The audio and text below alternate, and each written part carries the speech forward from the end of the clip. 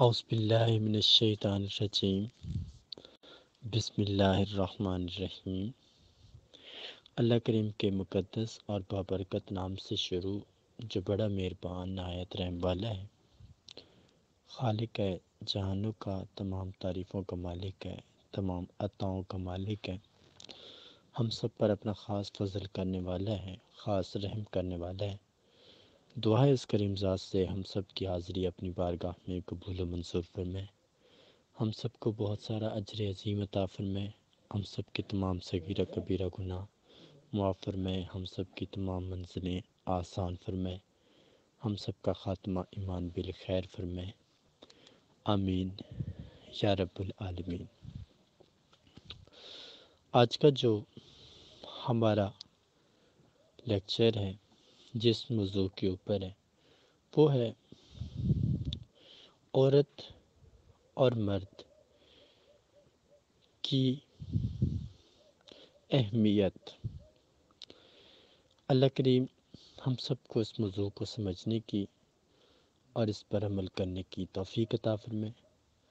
اللہ کریم ہم سب کے درجات بلند فرمائے، عبادات قبول فرمائے، حاجات قبول فرمائے، ہر رستہ، ہر تکلیف، ہر مصیبت سے امان دے، ہر مسافیت پوری فرمائے، اپنا خاص رحم فرمائے، آمین یا رب العالمین۔ عورت اور مرد دونوں کی اہمیت کیا ہے، اس کا ہم آغاز کرتے ہیں۔ سب سے پہلی چیز، مرد اسلام کے اندر پہلے مرد جن کو اللہ کریم نے تخلیق کیا انسانوں کے اندر، تو وہ تھے حضرت آدم علیہ السلام۔ آپ کی تخلیق اللہ کریم نے مٹی سے کی، لیکن آپ پہلے نبی ہیں جو اس دنیا کے اندر تخلیق ہو کر آئے۔ اس کے بعد باقی نبیوں کی آمد کا سلسلہ شروع ہوا۔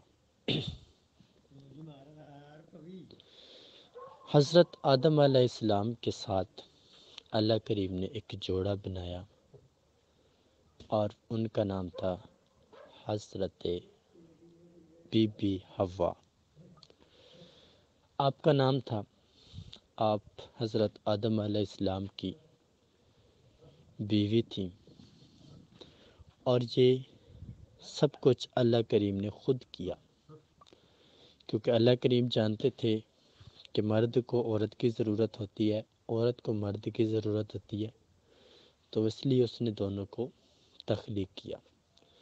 اگر اللہ کو صرف مردوں کی عبادت کی ضرورت ہوتی تو صرف مردوں کو پیدا کرتا، اگر صرف عورتوں کی ہوتی تو پھر عورتوں کو پیدا کرتا، لیکن وہ اپنے راز اچھے سے جانتا ہے، اس کو پتہ ہے کون سی چیز کی امپورٹنس کتنی ہے، تو اس نے ہر چیز کو برابری کے ساتھ تخلیق کیا، نر کے ساتھ مادہ کو تخلیق کیا اور مادہ کے ساتھ نر کو تخلیق کیا۔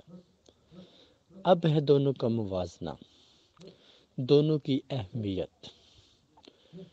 مرد کیا ہے، عورت کیا ہے؟ مرد دو چیزوں سے مل کے بنا ہے۔ پہلی چیز جس کا ضمیر زندہ ہو، دوسری چیز جس کا ایمان زندہ ہو۔ اگر یہ دو چیزیں ہیں تو اس کا مطلب یہ مرد ہے، اگر یہ دو چیزیں نہیں ہیں تو اس کا مطلب ہے کہ یہ مرد مر چکا ہے، یہ مرد نہیں رہا۔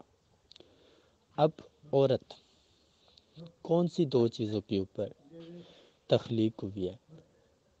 پہلی چیز، عورت کا بہت زیادہ خدمت گزار ہونا۔ دوسری چیز، عورت کا بہت زیادہ احترام کرنا۔ یہ وہ دو چیزیں ہیں جن کی بنیاد پر عورت تخلیق ہوئی ہے۔ اب مرد کی تخلیق دو چیزوں پر، عورت کی تخلیق دو چیزوں پر، اب ان میں موازنہ کس چیز کا ہے، فرق کس چیز کا ہے؟ فرق اس چیز کا ہے کہ مرد کبھی بھی جلد بازی کرتا ہے تو اس کا انجام اس کو اٹھانا پڑتا ہے، اور جب عورت جلد بازی کرتی ہے تو اس کو بھی اس کا انجام اٹھانا پڑتا ہے۔ لیکن مرد حاکم ہونے کے ناطے ایک مصیبت سے نکل جاتا ہے، مگر عورت محکوم ہونے کے ناطے اس مصیبت سے نہیں نکل پاتی، کیونکہ مرد کی سوچ کو اللہ کریم نے کئی حصوں میں تقسیم کیا، اور عورت کی سوچ کو بھی تقسیم کاری تو دی ہے، لیکن اس کو وہ منزل حاصل نہیں ہوئی جو ایک مرد کو دی گئی ہے، کیونکہ عورت کا عقل 2 سائڈ پہ چلتا ہے اور مرد کا عقل کئی سائڈوں پہ چلتا ہے۔ اب عورت جتنا بھی سوچ لے کہ وہ صحیح ہے، مرد اس سے پھر بھی کہیں نہ کہیں پہ غلط ثابت کرتا ہے۔ اب مرد جتنا سمجھدار ہو جائے کہ وہ ٹھیک ہے، اگر اس کی بیوی وفادار ہے، اس کا ساتھی وفادار ہے، تو وہ اس کی غلطیوں کو ڈھونڈ لے گا، ادروائز کوئی بھی کبھی اس کی غلطی کو ڈھونڈ نہیں سکتا۔ اب دونوں کی ذمہ داریاں کیا ہیں؟ مرد شوہر ہے، عورت بیوی ہے، مرد باپ ہے، عورت ماں ہے۔ اب ان کی کیا مین ذمہ داری ہیں، تو ہم ان کی طرف بڑھتے ہیں۔ مرد اگر شوہر ہے تو اس کی پہلی ذمہ داری اپنی بڑائی، اپنا شوہر ہونے کا حق ادا کرے۔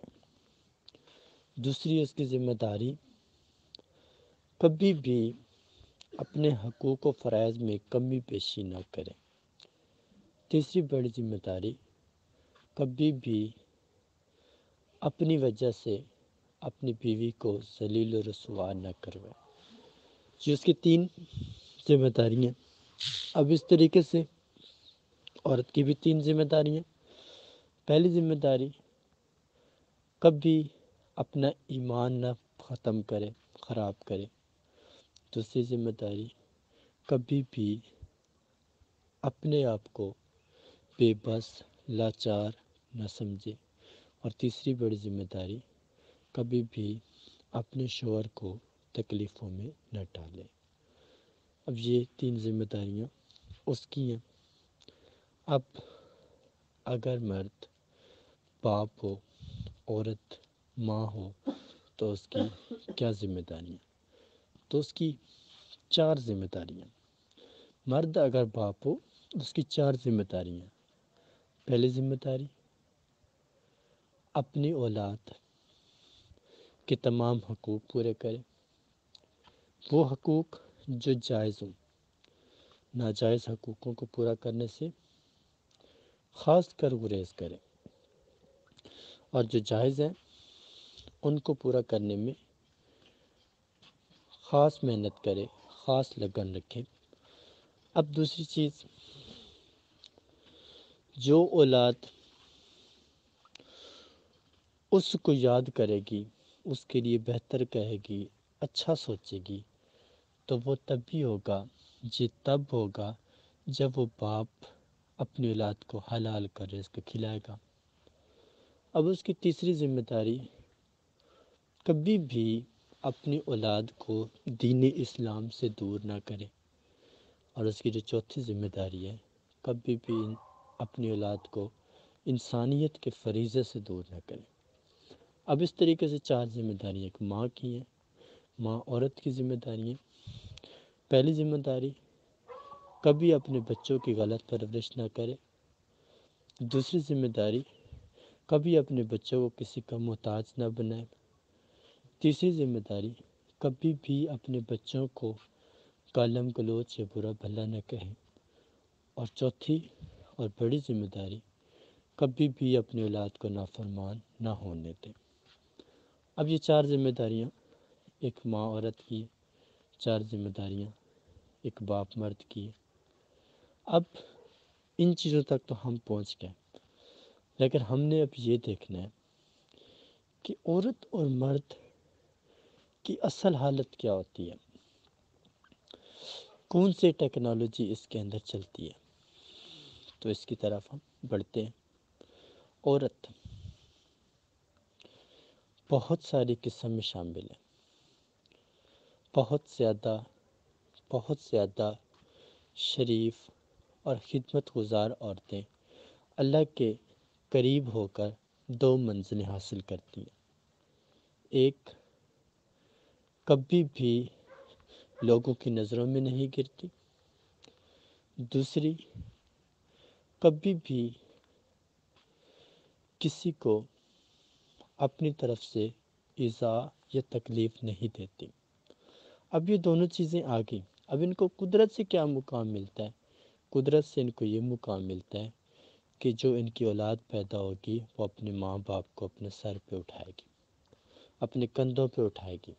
دوسرا جو ان کو انعام ملے گا، اللہ کریم ان کو ایسا سکون عطا فرمائے گا کہ یہ کبھی بھی کسی مصیبت میں پڑ کر بھی خود کو روتا، چیختا، چلاتا محسوس نہیں کریں گے. اب اس طریقے سے اب اس مرد کا کیا سٹیٹس ہے، مرد کا کیا سٹینڈرڈ ہے، تو اس کی جو ہے وہ ہم تھوڑی سی تشریح کر لیتے ہیں. تو آپ کو اس بارے میں بھی آگاہی دیتے ہیں.